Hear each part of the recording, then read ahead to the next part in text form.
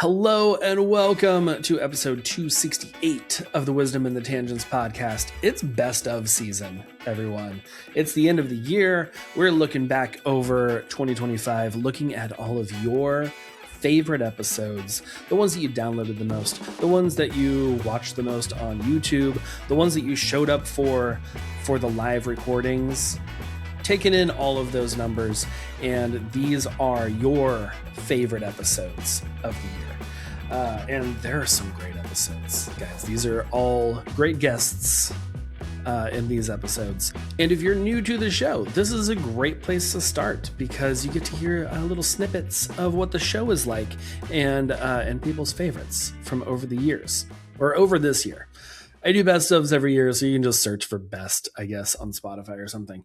But I'm going to go ahead and get into it. We're starting at number 5, and we're working our way to number 1. Today, we're going to be going over number 5, 4, and 3 in the countdown. And coming in at number 5 is Christine Wright.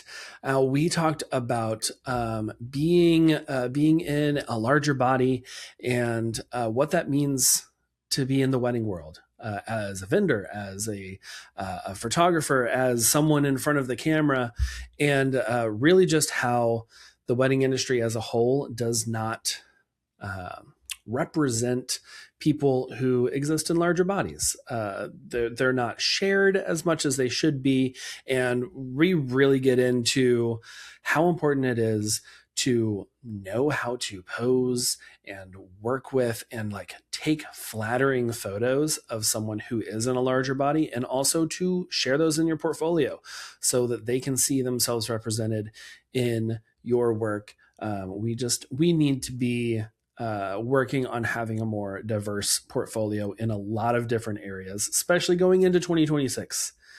It's 2026, people. We need to start having more diversity than just straight white couples who are very thin. But anyway, off of my little soapbox and on to Christine's soapbox. Here is a clip from Christine Wright's episode. This was originally aired episode 232, if you want to go check out the whole thing. Episode 232, it was November 25th of 2024. And I know you're like, I thought you said this is best 2025. I include all of November and December of the year before, because whenever I'm getting these together, it is in November. So I want those November episodes to have a full month of listens before we start tallying the numbers. So like the episodes that just aired in November 2025, those will be in December, or those will be in the best of 2026. I know it's a little bit confusing, but that's where we are. And yeah, this one was November 25th, 2024, episode 232 with Christine Wright, your number 5. Number 5. But I'm a straight white male. I'm fairly average build. I see myself represented everywhere, in all of these magazines and publications and people's Instagrams and all of that. It is very easy for me to see myself. And could you just talk a little bit about what you're seeing in the wedding industry and maybe some places that we can do better? Yeah, so this actually came from me seeing, I had a couple who had inquired with me, and I was outside their budget, and then they posted their engagement photos, and it just looked like the photographer hated them. He posed them, and when you exist in a larger body, you are very, very cognizant about, if you're a woman, your chest, your stomach, your arms, your butt, your chin. And he put them like this together and had them forehead to forehead. So that naturally creates more of a chin. Yep.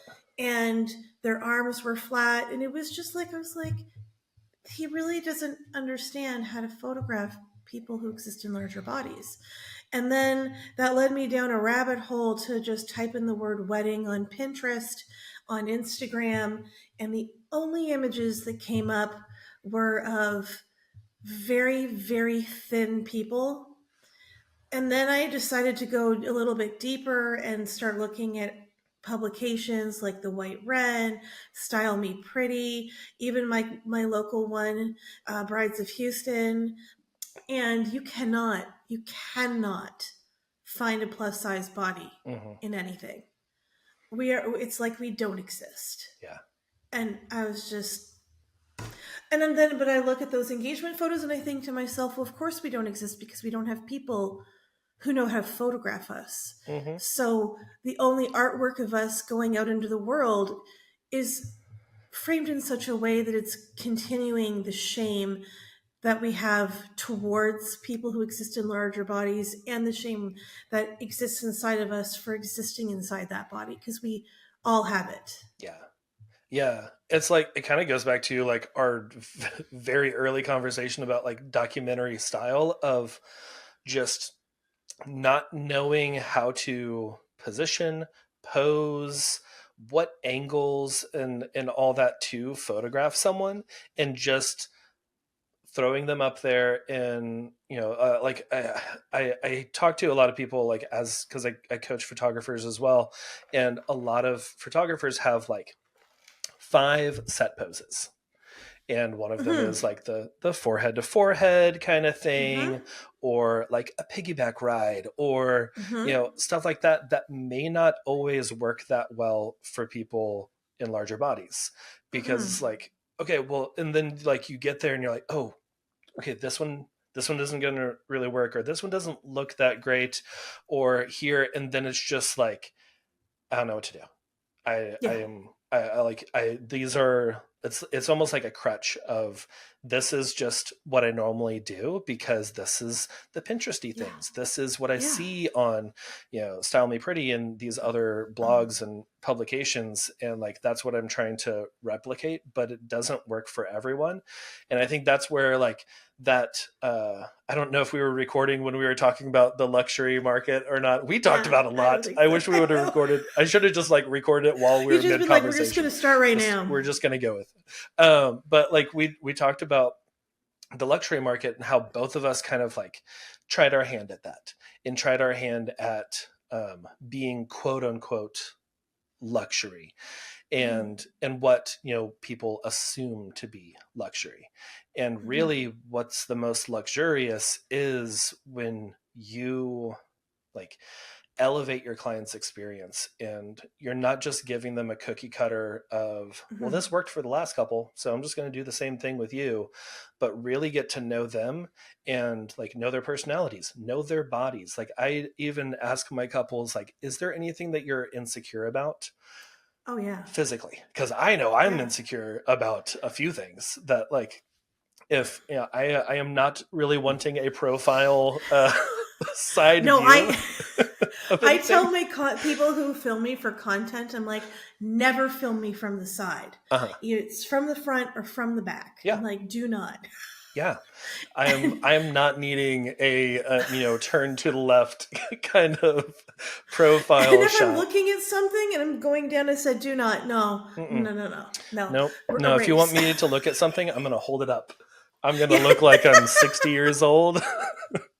But I know. Yeah, I mean, that's part of my beard. I'm like, this hides any extra chins down here. I do have a few whiskers from PCOS, but I cannot grow a beard, so I can't hide anything. Yeah. But like, it's being mindful, and not just like that other photographer. You could see in the photos that they did not take the time to like learn about this couple. They did not take the time to position them in a way that would be like well suiting for them. And I think that is something that's really missing in holding people back from and I'll also say that they shot them slightly underneath, which is also a terrible angle for anyone who exists in a larger body. Yep. And it was super close up, so it made their bodies look even bigger. Like, there were just so many mistakes. And I just was like, it was the thing that pushed me over the edge, because I'd been thinking about getting into education and teaching people how to photograph plus size bodies properly. And after I saw that, and I'm like, I'm done. Okay, we're creating the course. Like, we're doing this. I can't not do this. Like, I'm aggravated at this point. Yeah. Yeah. It's such a disservice. Yeah. I feel like that's like very similar to people like interracial couples where like someone's very light complexion and someone's very dark complexion. I get that a lot with couples who like come through a wedding expo or open house or something. They're like, so we are very different skin tones. Can you photograph us to where like one of us is not blown out and the other one's not a shadow? And and that is something that like again, as straight white male, I don't always think about these things. Yeah. And you know, when you see yourself represented it's not like something that I'm thinking like, am I represented in this publication? It's just, it seems normal. And you don't really think about other groups until maybe those questions come up. And then it's like, okay, I want to make sure that I like set this out in front so that people, this little story time here, actually. At one of these open houses, I had recently photographed another photographer friend and her husband, and both of them are, you know, existing in larger bodies. And we went hiking, which was fun, and all of us were super exhausted. But like I was like, that doesn't sound. Yeah, it was. We went to Enchanted Rock, so it was like we did not do the steep hike. We went the slow, like on the backside of the mountain. But like we took like some really amazing photos up like at the top on sunset, and it was really cool. And I was like, you know, these are very different than a lot of the other albums and photos that I usually have on my table. So I made an album for them, and I made an album for myself, and had that there. And the very next open house, there was a couple, both of them larger, and came through, and they started flipping through, and they're like, we want to book you because we see ourselves represented. Like, you actually have photos, so we can see, oh, you know how to photograph us. We're not like, I don't know, this is thousands of dollars. I guess we're just like gonna roll the dice and hope that you can photograph someone like us. I just recently put up a TikTok video of this woman who wrote a post in like a bride group and about how she hired her photographer and she didn't see a single plus size person in any of their social media or on their website, and she hated her engagement photos. I'm like, yeah, because no one's putting it out there that they capture these bodies. So for you to have had that album is so rare. So I feel like not only could they tell that you could pose them and make them look beautiful, but they could tell that you respect people who exist in larger bodies, because I think sometimes it does come down to shame and respect as a reason why we don't show off the bodies that are larger. Number 5. And that was a clip from Christine Wright's episode. If you want to go listen to that whole thing, it is episode 232.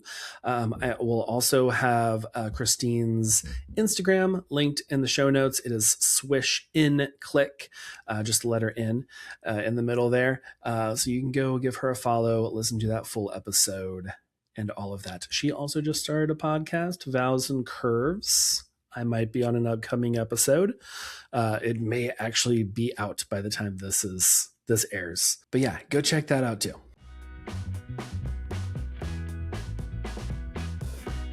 Have you ever learned something that you feel like you learned way too late in life? I feel like that guy from Instagram who's like, here's something I didn't know until my 30s, because here is something I didn't know until I was in my 30s.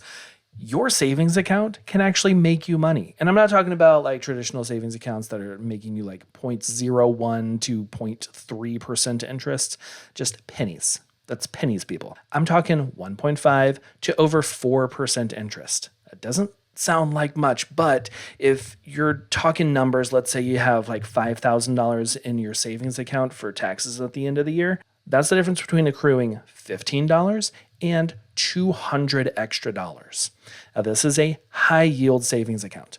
I've talked about these a few times on the podcast, but now I have partnered with Sofi to bring you a little extra money. Whenever you start your free high yield savings account through Sofi, they will deposit an extra $25 in there for you for free. That's literally free money. And yes, this high yield savings account is just like a normal savings account where you can access your money. You don't have to like wait for 7 to 10 business days until you can get anything out. It's a normal savings account, except you're making more money. So go to allheartphoto.com/SoFi. That's allheartphoto.com/SOFI and let your money make you money. Coming up next, in your number 4 spot of the entire year, this one is Samantha Eck. We talked about how your numbers in your finances tell a story and how you can listen to your finances. You can like read through that story and see what you need to do, what is working, what is not. We get into a lot of the numbers of things, and y'all loved it. Obviously, this is number 4 of the entire year. Samantha's episode originally aired April 7th, 2025, in episode 243. So I will have that linked in the show notes as well. Here is a clip of my conversation with Samantha Eck. Your number 4. Number 4. I have 4 specific numbers I always like to tell anybody to look at. So obviously the first one is revenue. Revenue is a very important number, obviously, because that's how much you're bringing in, but it's not the most important. And I like to remind people of that because they always see coaches or even, other photographers, things like that, people saying, hey, I made like 6 figures. I made 50K. I made this. It's only one side of the story. You don't know what their expenses are. You don't know everything that's going on behind the scenes. So yeah. Revenue's one of them. Obviously, your expense number, because you want to understand how much you're actually spending on things in your business. Is that the number you want to see? If you're spending $8,000 of that $10,000 that you're bringing in every month, is that really what you want to be spending, or is that maybe something you want to take a step back and look at? Yeah, with that, I always think of like that Schitt's Creek episode. Yes. Of just like. Well, it's a write-off. It's like, well, who's writing it off? And it's like, there's so many times that I'm just like, I could buy this. This is a tax write-off. I'm like, yeah, but it's like cutting into my profits to just go buy the latest and greatest camera every time a new one comes out. It's like, I don't need to be spending that thousands of dollars, even though it's in the bank. It's like, if you're spending 8,000 of that 10,000 that you're making. Yep. Is that a profitable business? Are you actually moving forward? Is that 2,000 enough for you to keep the lights on and keep editing and give yourself some sanity as you're going through the day? Yeah. And I mean, that's something that I really talk about as well, in a lot of detail.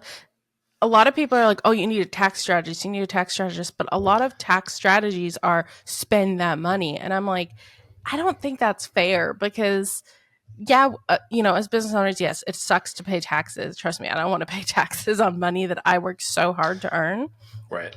But at the same point, would you rather not have additional money that you're not spending in these other areas? So I always like to talk about that with people. Don't just think about, hey, how can I save on taxes? How can I cut back?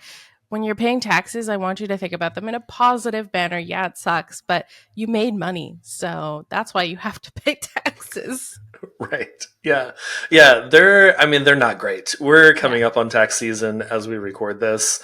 And as this goes live for everyone, it's probably right around tax day. Yeah. So this is fresh on everyone's mind of all of these deductions and what can I write off because this giant number that I had when I just plugged in the amount of revenue that came in, I don't want to pay all of that. And it is, I think that I'm all about mindsets and how we view things. Yeah. And whenever you're viewing taxes as something that's just negative. You're always looking down on that. You're always just like, ugh, yeah, taxes again. I have to pay this, instead of just looking at it like, okay, well, I know that whatever I bring in, a third of that, Yes. 25, 30%, somewhere in there, it's automatically moving to the savings account for taxes. Don't have to see it. And then I have to do that, because if I see the money in my account, I'm just like, ooh, I Yes. could go spend this, because I like things. Yeah. And I like to buy things that, what is it? Dopamine of just new stuff is so much fun. So I have to be careful, and I have to put away the tax stuff so I don't dip into that tax money. Yeah. But yeah, like reshaping the way that you're seeing taxes. It's like, okay, this is like, to run a business, you have to pay taxes. This is, something that I get to pay because I have my own business, Yes. and I am running this. It's like, it gives you a completely different mindset when you're going toward all that. So I love that. Yes, absolutely. And then the other two numbers that I like to think about, obviously, are your profit, because profit is the most important number. That's what you have after all your revenue and expenses are deducted. But aside from your profit, the other number that I always like to tell people to look at is what you want to pay yourself, because that's the foundation of everything. If you are like, I need to bring in $5,500 a month, then you need to structure your pricing around that. You need to structure how much you're spending on expenses around that, just so that you can understand how much you need to bring in revenue. That is like the cornerstone foundation of everything that you need to look at, is how much you want to pay yourself as a business owner. Yeah. Yeah. That was something that I ran into like the first year or two of my business, which the first year was, I still had a 9 to 5, and I was like, this is going to be a building year for the business. I'm not going to make anything. I'm just pouring that into new gear, marketing, all of that. I think I made like $6,000 my first year. So Yeah. it was not a lot, but it was, it was a good amount, especially like at my 9 to 5, I was making like 25K a year. So that was a good portion. It's a quarter of my annual salary. I was like, this is a good side gig. I like this. But yeah, like that was something that once I went full time, that was not a priority for me to look at what's my income. Like me, John, my bank account, what money am I going to be using for buying food and, rent and all of that. And there were a few times that I was like, oh, I lost money on this gig. I like the business made a little bit, or just kind of like broke even, but I'm not getting anything, and I'm just spending my time for free doing this. Yes. And I think that is something that is overlooked a lot when we're just like kind of don't know how to price ourselves, and we're just looking around at the market around us. And we're like, I don't know, they charge $2,000, so I'll do like 1,800, and then people will pick me. Yes. Yeah. Yes. Competitive pricing is such a big thing, I think, in every industry. People are like, oh, well, this person's pricing at this, I need to be less so that people come to me. But especially in today's day and age, people will come to you when they see your value, and they're not going to care about your price, because they're going to see that you provide a service that they need and you do it really well. Okay, so you named off like those four that we need to be looking at. What is like, how can we read that? So if we're like, we've got those down, we're keeping track, we have a spreadsheet or something or whatever, we know those numbers, how can we like read them instead of just like, okay, numbers? Yes. I don't know now. Yeah, absolutely. So first of all, I always like to say, set up like a money date for yourself every month and make it fun. Like put on some music, grab wine, coffee, whatever your jam is, sit down, look at your numbers. And the way you do this is, first of all, you look at what you brought in, and then you look at your expenses. And I always tell you, when you're looking at your expenses, look at them critically, but look at not just one month, look at the previous month as well, and see kind of where things shifted month over month. So if you're looking at, you're looking at food because you're a big coffee person, and you notice that last month you spent $10 on coffee, this month you spent $300. if that 300, you're looking at that and you're like, that was awesome. Like that helped me get my job done. I loved it. Great. But if you're looking at it, you're like, what the heck? I spent $300 on coffee. Like that's when you should really start to look at that and be like, hey, what does that tell me about myself? But what does that also tell me about my numbers? Okay, so I need to dial that back. I know that for next month. I want to make sure that I'm only spending $50 on coffee. Yeah. And then you're going to look at your profit and you're going to say, okay, well, I brought in $2,000. Was that enough to pay myself? No. Okay, so what needs to change? Like, what do I need to do to make that reflective of where I want to be? Well, you can either cut back on expenses or you can raise your prices. And those are usually your two options there. So really analyzing that. But that's how you start to read the story your numbers are trying to tell you, because you look at those and you start to fill in this narrative. Because a lot of people will just look at their profit at the end of the day or even their revenue and say, great, I made money. No big deal. Mhm. But if you're not looking at everything in between those two numbers, you're not seeing the full picture. Number 4. And that was your number 4 with Samantha Eck. If you want to listen to that whole episode, it is episode 243. You can also find Samantha on Instagram at Firestorm Finance.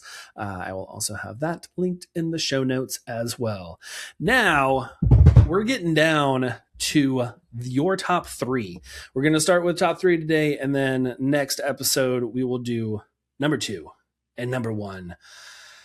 Your top 2 episodes of the entire year, and your top 3rd one. That was a weird way to say number 3.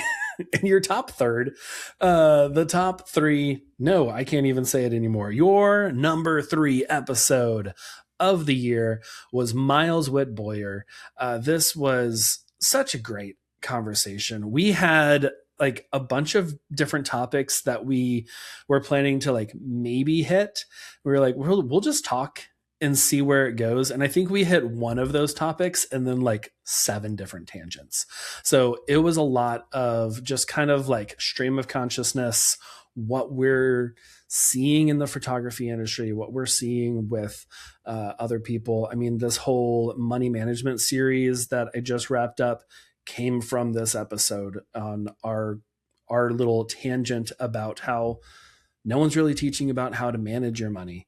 They're teaching about how to like become a 6-figure photographer, but nothing about managing. So that's where that came from. Thanks, Miles. And yeah, we talked about a ton. So if you want to listen to the entire episode, you can go check out episode 259. But yeah, Miles and I, this episode originally aired August 26th, 2025. Like I said, episode 259.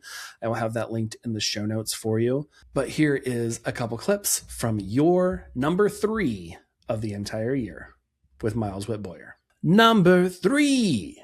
It's expensive to get in relationship with people whose time is valuable. Yeah. But that relationship has an immediate return. And that return is accountability. And so that's the hope for me this time around is that, Jared and I are working hard to create content that I feel like is relevant and that can be consumed kind of on people's own time. But I also I want to be able to drop into those chats and those live calls and give. But more than that, truthfully, John, more than that, I want to be able to step on stages and sit in podcasts with people that I respect and that I look up to like you and have more data that I can give more people and say like, hey, this is what I'm seeing in the industry. Like, this is what I'm experiencing, not just as a photographer, but as an educator. And I'm seeing people struggle with these things. Yeah. And like, let's all be accountable to those things together, as opposed to like isolating and just like talking crap quietly behind it, Right. Yeah. I do see that with like some educators who are not in the, like they haven't picked up a camera in years, other than to like, do some behind the scenes kind of things, but like they're not in the industry anymore. And I feel like it is difficult to really know who you're talking to and to know the struggles if you're not there. And yeah, no, I love everything that you said about just like that community and the accountability, because like we can we can feel like we have community by, like I have my people that every time I post something, they're double tapping, they're liking, they're commenting, they're in the DMs and just like, hey, this is so great, or cool, you tried a new coffee shop, how was it? But like once you go past that initial community into like the accountability part of knowing what each other are going through, knowing what your goals are, and being able to talk about like, hey, where are you in this? Have you started this yet? Is it still in the back burner right now? What do we need to do? We need to do, you want to jump on a Zoom? Like we can do this 30 minutes next week. That's so good. And like that kind of stuff, that is the deeper part. And I think that so many of us feel like we have community because of the numbers, or because we're in Facebook groups, the wrong metrics. Or we're looking at the wrong metrics. Man, like if most of us were to audit our relationships the way we audit our SEO, right? Like we have great H1s, right? Like our header lines are fantastic. Our subtext is fantastic. We've got alt tags. We're doing all of the right things, but the actual meat, like the actual article, is really crappy, and there's no backlinks. Like we're not giving anybody credit for where we're getting our ideas. We're not sharing those things around, and we're not helping people out. And man, this is a tough thing. I'll tell you, like, for your listeners, I think the place to start with that is to organize your relationships, like right off the bat, not just set priorities. I can't remember where I heard this study. And so I'm going to reference this totally incorrectly. So if you've got any like psychologists that listen in, please like write John some hate about this. If I need to insert a fact check into this, we can. There it is. Yeah, fact check this. But I can remember reading a study not long ago, and I want to say this was like prior to the 40s or 50s. The term priorities in plural wasn't, not only was it not commonly used, it really wasn't recognized as an option. Like people didn't have priorities. They had a priority. And somewhere in the 50s, 60s, I don't know, we decided that multitasking was a thing. But when you try and do that relationally, you really mess up. You kind of muddy the water in the relationships that matter the most. And so, like, for instance, with this photo co-launch, what we've had to do is create a new stair step in our lives, right? So like, I think a lot of people would see this as a pyramid, but it's not a slope really, but more like stairs, right? So I've got I've got my faith and my family and my marriage and my relationship with my kids. And I'm literally speaking in order here. And then my art and my clients, and somewhere down in there is your social media presence. So what we've done with PhotoCo is we've created a new stair that exists between my clients and social media. And that's not me now trying to spread myself more thin and multitask better.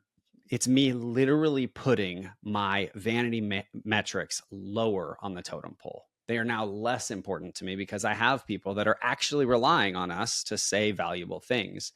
And that double tap, I mean, no offense, everyone, and thank you guys for following, but it means so very little because there's no return on that investment. There's no reciprocation. And when there's no reciprocation, there's no accountability. So like you like my posts and I don't even see it.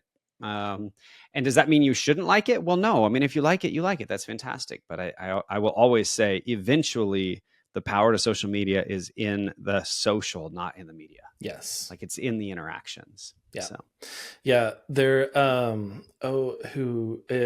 Devin Robinson, who's like, he was my mentor way back in the day. Now he's not in the photography scene, but he's a boss. He is a boss. Yeah, he's killing it in real estate. But he had told me that like back in, I don't know, 2017, 2018, of like the social media part, be social. He was like, I get on and he would say, spend like 20 minutes just going to anyone who liked the last post of yours and just go to theirs and comment and like and talk in their stories. And even if you don't follow them, just like building that connection, or maybe go follow them. And like just building that giving back when they've just double tapped, and then you go in and you leave 3 comments, like more than just like, oh, this is amazing, way to go, good job.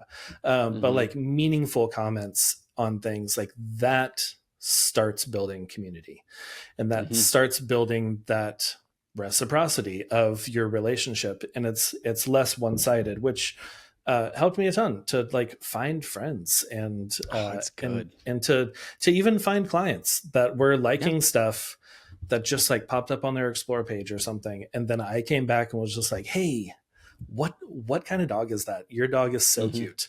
And then we hit it off after that. Yeah. But like, yeah, I love the stair step idea. Because a lot of times once, you know, we're not even looking at stuff like that. We just know that we have priorities, and we know that we have different things, but we're not looking at how much time we're actually spending on which ones. And if you really were honest and looked at like, oh, maybe the ones that should be like, that are up at the top of the totem pole, they're getting neglected, or they're, you know, the ones at the bottom you're spending all your time on because you're either trying to grow social media, or someone else in your circle is just killing it on there. And you're like, I want to do what they're doing, so I'm going to spend all of my time on this. And I know I get like hyper fixated on certain things, and then I'm just like, all of my time and energy is going to this thing. I just want to grow it. But like having that visual of, oh yeah, my faith is up at the top. When is the last time that I like spent time just sitting and reading? Or just, you know, spending some time in prayer? You know, was that this week? Was it this month? Like, is that actually my priority? Is that the top of the totem pole? Or do I just think that it is, and I need to actually get it back up there? Yeah, man, that's great advice. I probably needed to hear that today too, man. Yeah, me too. I was speaking to myself. I mean, I just think there's so much value in us taking accountability for our lives, and saying like, yeah, I mean, let's throw this back out, and you guys, listeners, and you know, if you listen live or you listen to the recording later, I'm like, I'd love to hear a reaction to this, truth be told. But I've heard it said a few times specific to prayer. So I'll start with that, but then I'm going to kind of like evolve it into something that I think is probably very relevant for us at an industry level. But I've heard people say a few times, like, if every single prayer that you prayed in the last 24 hours came true, would the world change? Or would just literally your life change, right? And so I'll adapt that for the industry, and essentially say, you know, if every relationship that you have poured into in the last 24 hours became truly healthy, how many people would that be? And I think for most of us, like, you know, pouring in is such a vague term, but most of us assume that, you know, a double tap or like an emoji comment or something like that is an investment back in a relationship. And yet at the same time, like, that's not the relationship that we want people to have with us. Yeah. Number 3. And that was your number 3 of the entire year with Miles Witt Boyer. If you want to check out that whole episode, it was number 259. I'll have that linked in the show notes. I'll also have Miles's Instagram, which is Miles Witt Boyer. Very, very straightforward, very easy. It is WITT, Witt, just like this podcast, which was fun. It was just, we doubled up on the wit on that episode. But it is all 3 of these. Really highly recommend listening to the whole thing for all of them. But I love seeing what y'all love listening to. It kind of shapes what this next year is going to be. Some topics that y'all love. As always, I am open to anything. If you have any recommendations, if you're like, I would love to hear from this person, or I would love to hear about this topic, shoot me a DM. We're on Instagram at witt.pud, W-I-T-T. W-I-T-T. That sounded wrong, but that's correct. Yeah. WITT.pod. I guess it's been a minute since I've said that. But yes, witt.pod on Instagram. I'll have that linked in the show notes as well. But yeah, if you have anything for 2026 in this next season, let me know. I've already recorded the first few episodes and we've got some great guests and conversations coming up. But yeah, tune in next time. We're going to be going over your top 2 episodes of the entire year of 2025. Until next time, keep creating and keep making the world a better place. Bye, y'all.